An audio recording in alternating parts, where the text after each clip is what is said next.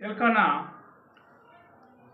ఇద్దరు భార్యలు పెనినా అన్న ఉన్నప్పుడు అన్నకు 2 భాగాలుగా ఇచ్చుకుంటూ వస్తున్నారు. వచ్చినా కానీ అన్న వేదన బాధ ఆమెకు తీర్చేవాళ్ళు ఎవరు లేరు. ఎందుకంటే ఆమె అంత బాధపడుతున్నది. నిజంగా పిల్లలు లేని వాళ్ళు ఎంత బాధ అనిపిస్తారంటే, మునష్టం దాన మాకెక్కడ దాపురమైన నువ్వు గుడ్డురాలుగా ఉన్నావు ఆయన అని అనేవాళ్ళు లేరు. కొందరు భర్తలు ఎంతోమంది దూషించారు, కానీ ఎల్కానా దూషించలేదు. తన భార్యని ఆమెను ఎంతో ప్రేమించాడు, ఎంతో హత్తుకున్నాడు. ఈరోజు మనలో లేరా? పిల్లలు కాకపోతే నీ పిల్లలు కాలేదు, నువ్వు ఎక్కడి నుంచి దాపరమైనావు, నువ్వు ఎక్కడి నుంచి వచ్చినావు, మాకు పిల్లలు లేకుండా మా ఇంటిలో ఒక మునష్టం దాకా మూల పడుండి ఆడ వేసింది తిని సావనే వాళ్ళు కూడా ఉన్నారు. కానీ అన్న అలాంటి వేదన అనుభవించింది.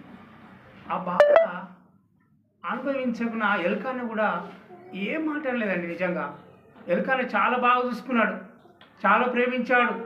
అందరికన్నా ఎక్కువ పెనినాకన్నా ఎక్కువ ఎల్కానాని ఎక్కువ ప్రేమించినాడు చూస్తున్నాం. మరి ఈరోజు నిజంగా ఎంతోమంది ఆ చీకటి జీవితం అనుభవిస్తున్న ఆ అన్న జీవితం చాలా నిజంగా దేవుడు నాకు ఎంత అన్యాయం చేశాడా, నాకు ఇంత అన్యాయం దేవుడు చేశాడని చాలా తనలో కుములుకుంటూ తనతో వేదన పడుతూ ఉన్నప్పుడు నిజంగా ఆమె బాధను చూస్తుంటే ఎంతో బాధ అనిపించింది. ఆ ఎల్కానా మాత్రము ఆమెని ఎంతో ప్రేమించుకుంటూ వచ్చాడు, ఆమెను ఎంతో ఆదరించుకుంటూ వచ్చాడు. ఆమెని 2 భాగాలుగా తన మరి పెనినకు ఆ పాలిచ్చినట్టుగా వాళ్ళ పిల్లలకు పాలిచ్చినట్టుగా మరి అన్నకు 2 అంతులుగా పాలిచ్చినా కానీ ఆమెని వేదన తీర్చలేకపోయింది.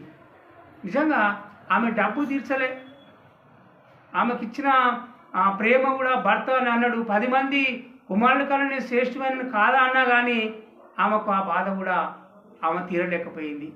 నిజంగా ఏటేటా పెనిన పిల్లలతోనూ మరి అన్నతోనూ ఆ ఎల్కానా తన కుమారులతోనూ తన పిల్లలతోనూ అన్నతో పాటు మన మందిరానికి మరి తీసుకొని వెళ్తున్నాడు, బలి అర్పణకి వెళ్తున్నాడు. అక్కడ వెళ్ళినప్పుడు ఆమెకు వేదన, ఆమె కోపము మరీ ఎక్కువగా రగులుకోవడం జరిగింది. అన్న చాలా బాధపడ్డది. ఎన్ని తీసుకపోతే దేవునికి ఏమి లాభం, నేను ఏం చేస్తే నేను ఏమి లాభం అని చాలా బాధపడ్డట్టుగా చూస్తున్నాం. 5వ వచనం చదువుకుంటే, మొదటి అధ్యాయము 5వ వచనం చదువుకుందాం. ఒకటి ఏంటంటే,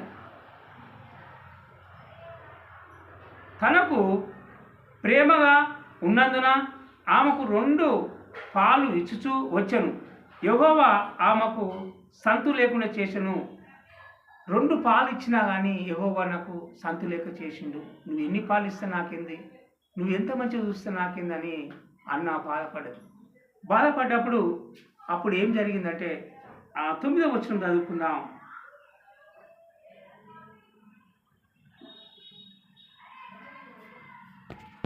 అట్లా అన్న ఏడ్చుతూ బాధపడుతూ కన్నీరు గాడుస్తూ ఎవరికి చెప్పుకోలేక, ఇంట్లో పక్కకు చెప్పుకున్నామా పెరిన ముందడ తన ఈన స్థితిలాగా, తన చవితి ముందడ ఈన స్థితిలాగా కనపడుతుంది.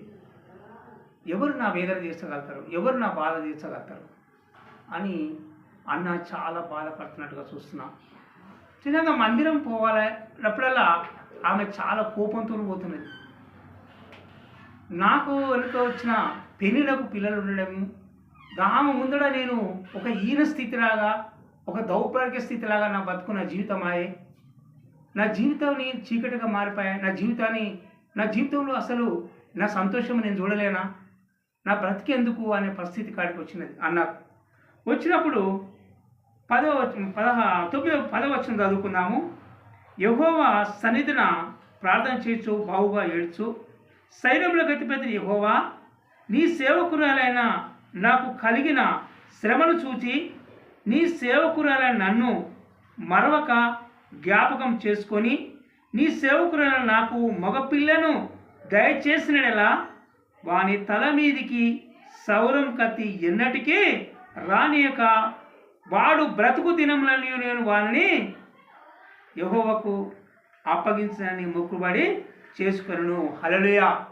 అయితే ఆమె మొక్కుబడి చేసుకున్నది. అయ్యా నాకు ప్రార్థన చేసింది, నాయనా నాకు నేను ఒక మగ పిల్లగాని ఇచ్చినట్టుంటే నేను నీ సేవకే అని సమర్పిస్తాను. అతను ఎన్నడూ కూడా మంగళ కత్తి తనని రానియకుండా నేను చూసుకుంటా అని సేవకు సమర్పిస్తానని అన్న మొక్కుకున్నట్టుగా చూస్తున్నాం. మొక్కుకున్నట్టుగా దేవుడు అన్నకి ఇచ్చాడా? మనం ఒకసారి ఇంకా జర ముందుకెళ్తే లేఖన భాగం చదువుకుందాం. ఆమె మందిరానికి పోయినప్పుడు ఎలా ప్రార్థన చేస్తుందో చూద్దాం. ఆమె నోరు ఓలు కనిపెడుతున్నారు. ఆమె ప్రార్థన చేస్తున్నప్పుడు ఏలియా కనిపెడుతున్నాడు. ఏలియా ఆమె నోరును కనిపెట్టుచుండెను. 12వ వచనం.